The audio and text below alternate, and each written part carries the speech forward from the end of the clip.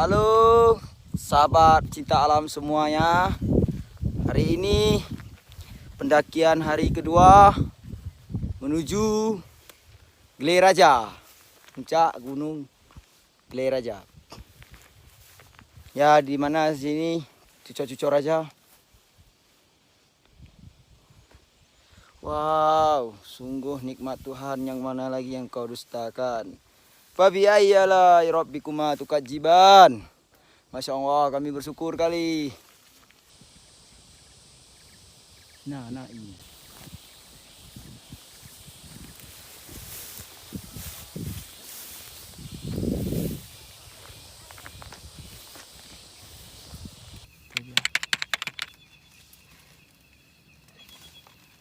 Tambahan dia lain.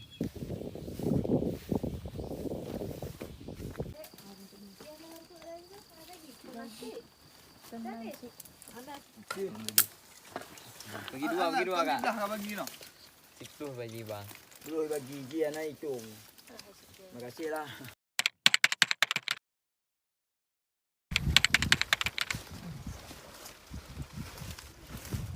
Kuat. Jiban, ninja, jajol ikut.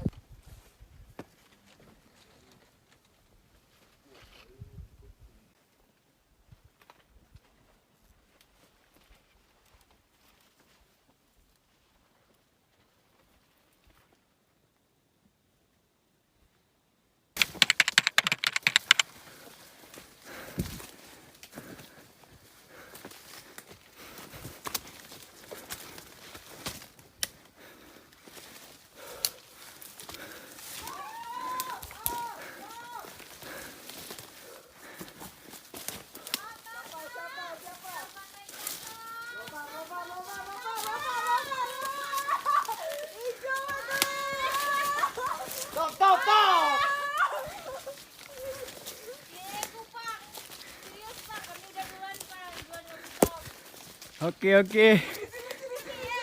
Sahabat pecinta alam. Mana pilarnya? Pilar Gleraja. Nih lah di sini nih. T 33 P ya? Ya, T330. Welcome to Top Gleraja.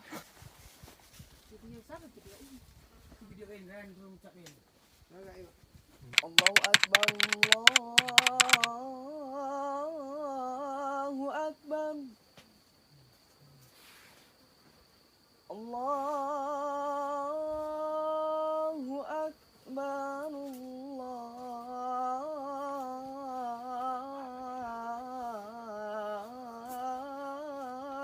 Akbar.